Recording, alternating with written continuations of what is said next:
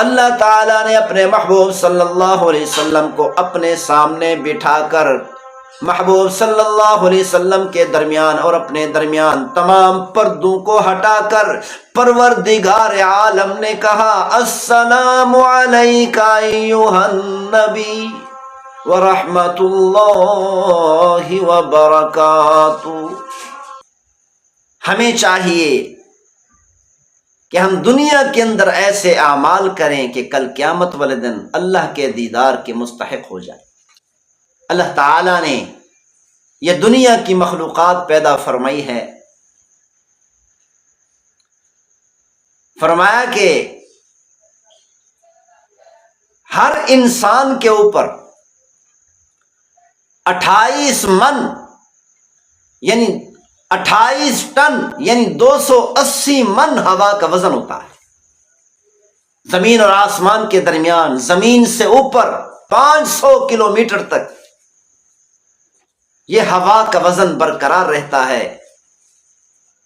500 kilometre سے اوپر ہوا ختم ہو جاتی ہے۔ اگر یہ انسان فضا کے اندر زمین سے اوپر 500 کلومیٹر سے آگے چلا جائے، یہ ہوا کا وزن ختم ہو جائے تو انسان کے اندر کا پریشر انسان کے پرزے پرزے کر کے رکھ دے۔ اس ہوا کے وزن کی وجہ سے یہ انسان زمین کے اوپر چل رہا ہے اور حیات ہے، زندہ بچا ہوا ہے، اپنے کاروبار کر رہا ہے، تجارت کر رہا ہے، دنیا کے نظام کو سنبھالا ہوا ہے۔ یہی وجہ ہے جب کوئی انسان خلا کے اندر جاتا ہے، چاند کے اوپر جاتا ہے تو خلائی لباس پہنتا ہے، تو وہ خلائی لباس 1.25 ارب ڈالر کا بنتا ہے، یعنی 4 کھرب پاکستانی روپے کا وہ خلائی لباس بنتا ہے۔ اور یہ خلائی لباس انسان پہن کر چاند کی طرف سفر کرتا ہے۔ اگر یہ انسان اس خلائی لباس کے علاوہ، اس خلائی لباس کے بغیر فضا کے اندر چلا جائے، جیسے ہی ہوا کا بارڈر کراس کرے گا، ہوا کا بارڈر کراس کرتے ہی انسان دھماکے سے پرزے پرزے ہو جائے گا، انسان کے ٹکڑے ہو جائیں گے۔ یہ اللہ نے نظام بنایا ہے اس دنیا کا، اور یہ نظام چل رہا ہے۔ لیکن ہمارے محبوب صلی اللہ علیہ وسلم معراج پر تشریف لے گئے، زمین سے لے کر آسمان تک کا سفر پیغمبر صلی اللہ علیہ وسلم نے اسی عام لباس میں فرمایا۔ محبوب صلی اللہ علیہ وسلم نے جب آسمان کا سفر فرمایا، معراج کا سفر فرمایا، کوئی خلائی لباس نہیں پہنا۔ پیغمبر صلی اللہ علیہ وسلم نے عام قمیص، عام کرتا اور عام چادر پہنی، عام سا لباس پہن کر پیغمبر صلی اللہ علیہ وسلم نے یہ سفر شروع فرمایا۔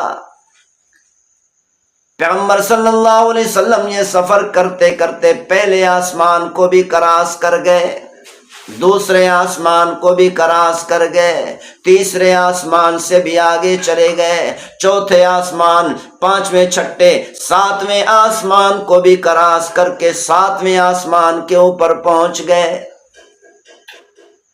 کیا محبوب صلی اللہ علیہ وسلم نے یہی رکنا ہے؟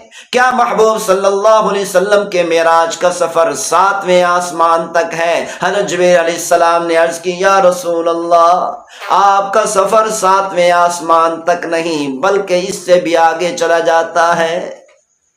محبوب صلی اللہ علیہ وسلم آگے تشریف لے گئے، جیسے ہی سدرۃ المنتہا تک پہنچے، حضرت جبرائیل علیہ السلام نے عرض کی، ہاتھ جوڑ کر عرض کی، یا رسول اللہ، یہاں تک میرا ویزا ختم ہو گیا، آگے جانے کے لیے میرے پاس ویزا نہیں۔ اللہ تعالیٰ نے اربوں خربوں کی تعداد میں فرشتوں کو پیدا فرمایا، کوئی ایسا فرشتہ نہیں جس کے پاس سدرۃ المنتہا سے آگے جانے کا ویزا ہو۔ حضرت جبریل علیہ الصلوۃ والسلام نے عرض کی یا رسول اللہ اگر اس جگہ سے ایک قدم بھی آگے جاتا ہوں اللہ کے نور کی تجلی میرے جسم کو میرے پروں کو جلا کر راکھ کر دے گی۔ یا رسول اللہ میں اس سے آگے نہیں جا سکتا، اس سے آگے آپ نے اکیلے جانا ہے۔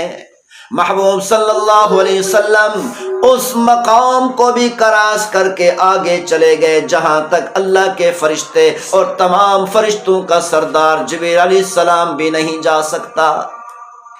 پیغمبر صلی اللہ علیہ وسلم سفر کرتے کرتے عرش معلیٰ پر پہنچ گئے۔ آج کے دن اللہ کا عرش بھی خوشی کی وجہ سے جھوم رہا ہے،